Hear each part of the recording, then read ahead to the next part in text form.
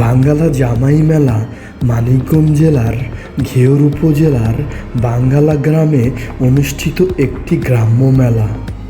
শোনা যায় প্রায় ৩০০ বছরের পুরনো এই মেলার সূচনা হয়েছিল ব্রিটিশ আমলে পঞ্চম দল উৎসবকে কেন্দ্র করে। সময়ের প্রভাবে এই মেলা হয়ে উঠেছে সম্পর্কের উষ্ণতা, ভালোবাসার বন্ধন আর আতিথেয়তার এক জীবন্ত প্রতিচ্ছবি। জামাই মেলা নামটির মধ্যেই লুকিয়ে আছে বাঙালি পরিবারের আবেগ ও আনন্দের এক বিশেষ রূপ। মেলা এলেই যেন প্রতিটি ঘরে ঘরে জামাইদের আগমন ঘটে আর চারিদিকে ছড়িয়ে পড়ে উৎসবের আনন্দধারা। শ্বশুরবাড়ির আন্তরিক আপ্যায়নে জামাইদের মুখে ফুটে ওঠে তৃপ্তির উজ্জ্বল হাসি, যা এই মেলার মূল প্রাণ। মেলার চতুর্দিকে সাজানো থাকে বৈচিত্র্যময় সামগ্রী, ঘরের প্রয়োজনীয় আসবাবপত্র, শিশুদের খেলনা আর সুস্বাদু খাবারের বাহারি আয়োজন। বিশেষ আকর্ষণ হিসেবে বিশাল আকৃতির মাছ দর্শনার্থীদের দৃষ্টি কাড়ে অনায়াসেই। রসগোল্লা, জিলাপি, আমৃতি, সাজ, বিন্নি ও খই সব মিলিয়ে যেন স্বাদের এক অপূর্ব সমারোহ। তবে এই মেলার সবচাইতে রোমাঞ্চকর দিক হলো ঘোড়দৌড় প্রতিযোগিতা। দূর দূরান্ত থেকে আগত জকিরা তাদের প্রশিক্ষিত ঘোড়া নিয়ে অংশ নেন এই প্রতিযোগিতায়।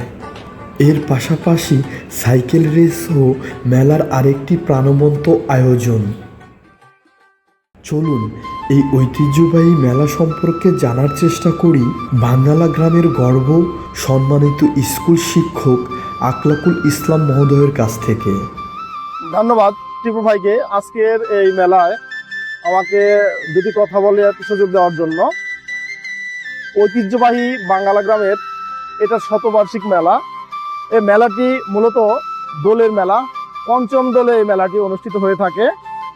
তো এটা বর্তমানে এই মেলার বিশেষ আকর্ষণ হচ্ছে ঘোড়া দৌড়, সাইকেল দৌড় এবং মানুষ দৌড়, এগুলো হয়ে থাকে।